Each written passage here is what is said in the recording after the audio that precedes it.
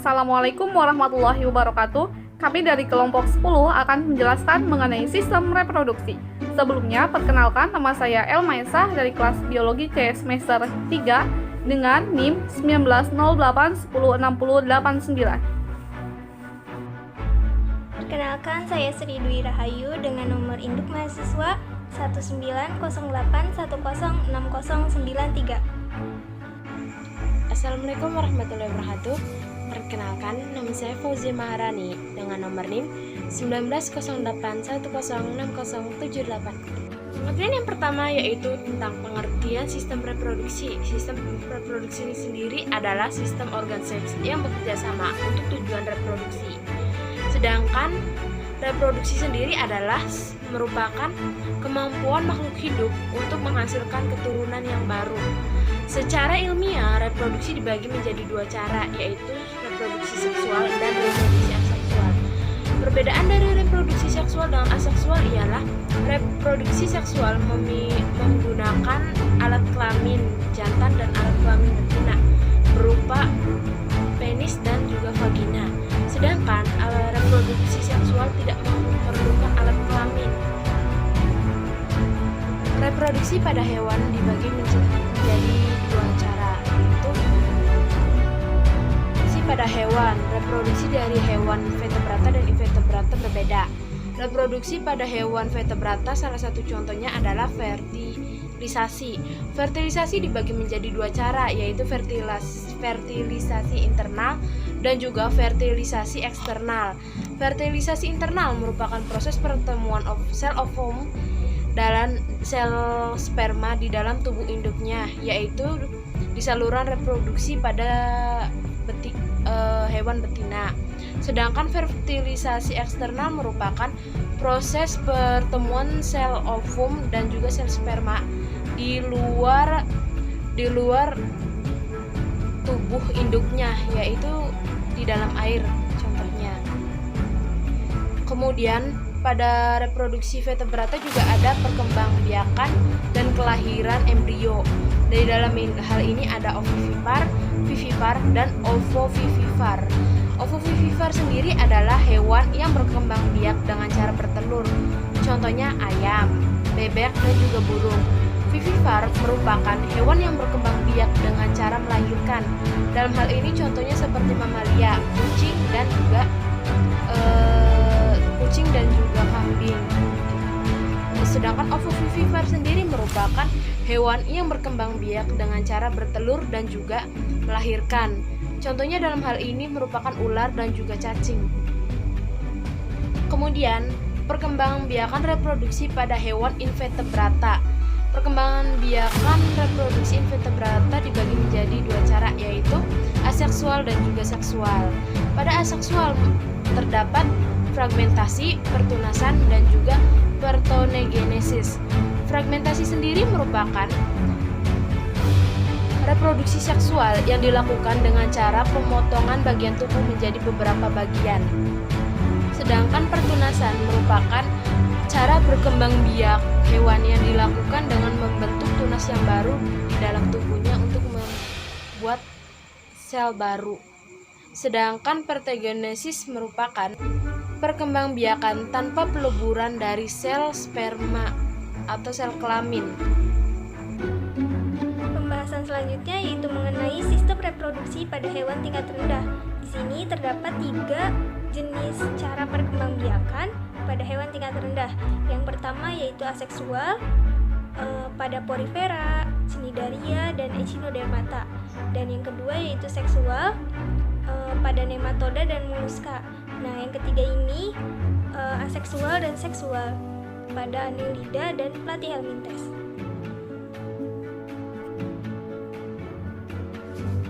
Selanjutnya yaitu sistem reproduksi pada amfibi, contohnya pada katak. Sebelum ke sistem reproduksinya, akan sedikit dibahas mengenai organ penyusun sistem reproduksi pada katak, di mana organ reproduksi katak jantan adalah sepasang testis yang berfungsi untuk menghasilkan sperma. Testis katak berbentuk oval, berwarna kuning, dan terletak di atas ginjal. Sel sperma yang dihasilkan oleh testis disalurkan melalui vas deferens menuju ke ginjal.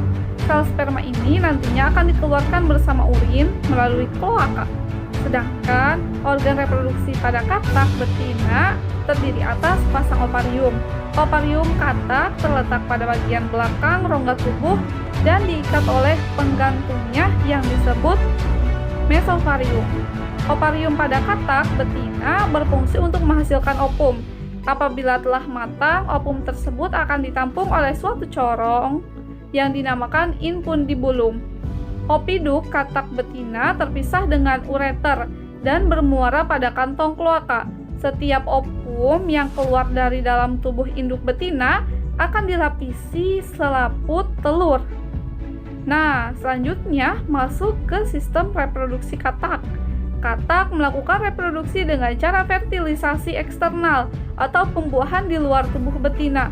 Ketika musim kawin tiba, katak jantan akan menempelkan tubuhnya pada punggung katak betina dan menekan perut katak betina.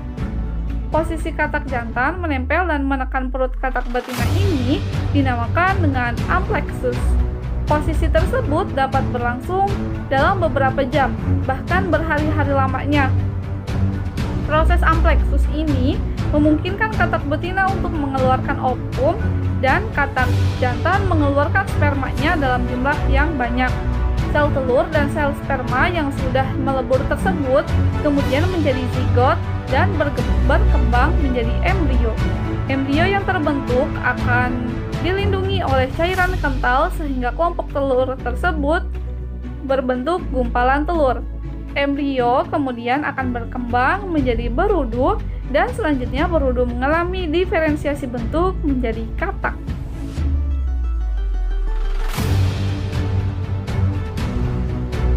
Selanjutnya yaitu sistem reproduksi pada Pisces. Organ reproduksi pada Pisces, contohnya ikan, disebut dengan gonad. Gonad ikan betina berupa ovarium dengan ciri berbentuk lonjong, berwarna bening kemerahan, terletak di dekat usus, dan mengisi hampir 2/3 rongga perut. Gonad ikan jantan yaitu sepasang testis dengan ciri lonjong, berwarna putih kekuningan, dan menggantung pada abdomen atau dinding rongga perut. Nah, sistem reproduksi Pisces. Reproduksi ikan terjadi secara fertilisasi yang ditandai dengan peleburan gonad jantan dan gonad betina.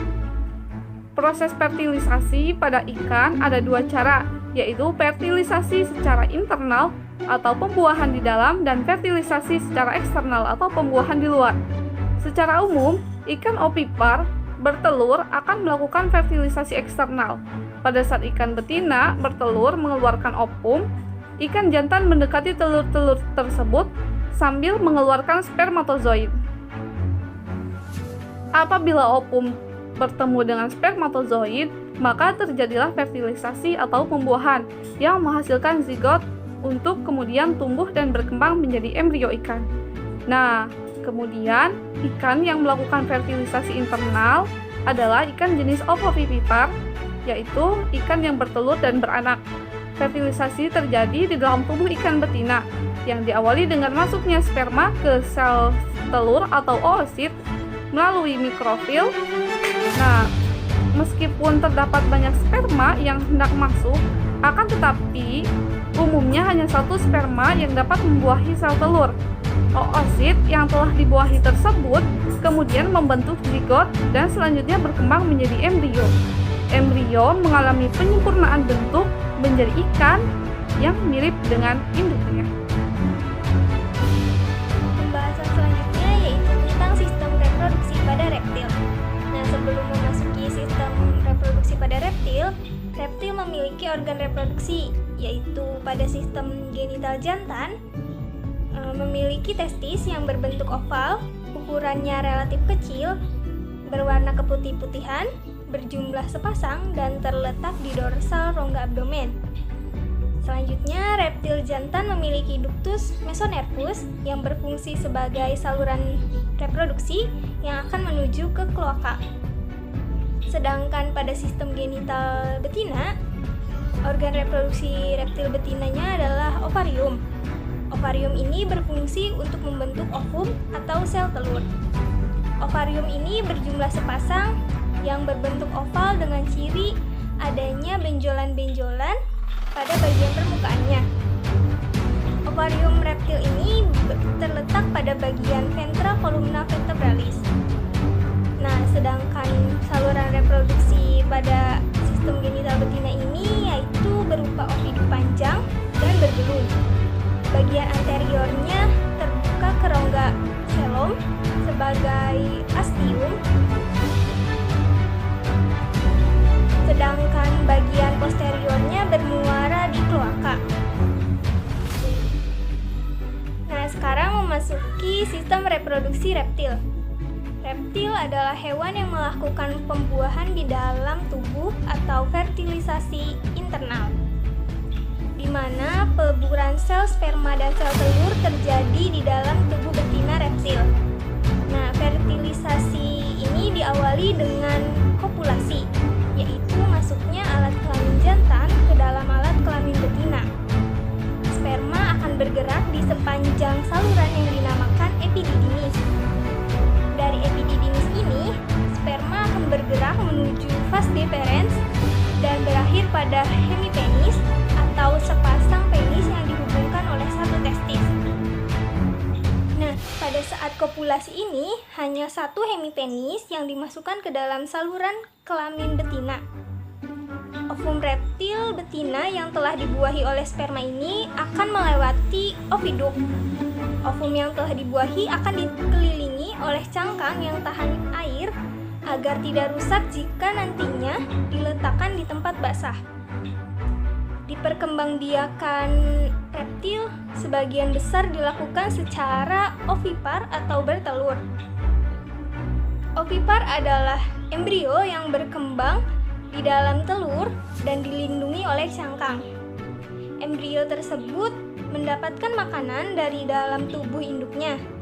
Telur akan dikeluarkan dari tubuh induk betina yang kemudian akan dierami hingga menetas. Sebagian reptil yang berkembang biak dengan ovovivipar atau bertelur dan beranak, contohnya adalah ular dan kadal. Ovovivipar merupakan embrio yang berkembang di dalam telur, akan tetapi telur tersebut masih tersimpan di dalam tubuh induk betinanya. Embrio akan mendapatkan makanan dari cadangan makanan yang berada di dalam telur. Setelah cukup umur, telur akan terpecah di dalam tubuh induknya dan anak akan keluar dari vagina induk betinanya. Pembahasan selanjutnya yaitu mengenai sistem reproduksi pada Apes. Nah, sebelum memasuki pembahasan sistem reproduksi Apes, Apes memiliki organ reproduksi, yaitu pada sistem genital jantan memiliki organ reproduksi berupa sepasang testis. Nah, testis burung ini berbentuk oval, terletak pada sebelah ventral lobus penis. Testis inilah yang akan dijadikan sebagai tempat menyimpan spermatozoa. Ketika musim kawin tiba, testis burung akan membesar. Sedangkan pada sistem genital betina, organ reproduksinya adalah ovarium. Ovarium burung yang berkembang hanya pada bagian kiri, yang terletak di bagian dorsal rongga abdomen. Sedangkan ovarium kanannya tidak tumbuh sempurna dan tetap kecil yang disebut dengan rudimenter. Dengan demikian, saluran reproduksi burung yang berkembang juga hanya pada bagian kirinya. Saluran reproduksi ini akan bermuara di kloaka. Ovarium burung ketika matang akan tampak seperti sekelompok anggur. Sistem reproduksi Apes. Nah, Apes ini adalah hewan yang melakukan pembuahan di dalam tubuh atau yang disebut dengan fertilisasi internal. Fertilisasi pada burung akan terjadi di daerah ujung oviduk yang ditandai dengan masuknya sel sperma ke dalam oviduk. Ovum yang telah dibuahi tersebut akan bergerak mendekati kloaka. Ketika perjalanan menuju kloaka, ovum yang telah dibuahi oleh sperma ini akan dikelilingi oleh cangkang yang berupa zat kapur. Telur burung dapat menetas jika dierami oleh induknya.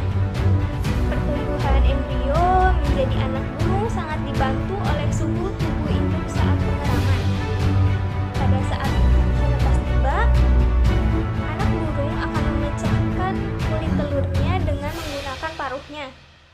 Anak burung yang baru menetas ini tidak dapat langsung mencari makanan sendiri karena matanya masih tertutup. Anak burung tersebut akan dibesarkan di dalam sangkar oleh kedua induknya. Pembahasan selanjutnya yaitu mengenai sistem reproduksi pada mamalia. Nah, sebelum memasuki pembahasan sistem reproduksi mamalia, mamalia memiliki organ reproduksi yaitu pada mamalia jantan, organ reproduksinya berupa penis, vas deferens, dan testis. Nah, sedangkan pada mamalia betina, organ reproduksinya berupa ovarium, oviduk. Sistem reproduksi pada mamalia yaitu mamalia pada umumnya berkembang biak dengan cara melahirkan atau vivipar, kecuali pada platypus yang berkembang biak secara bertelur atau ovipar.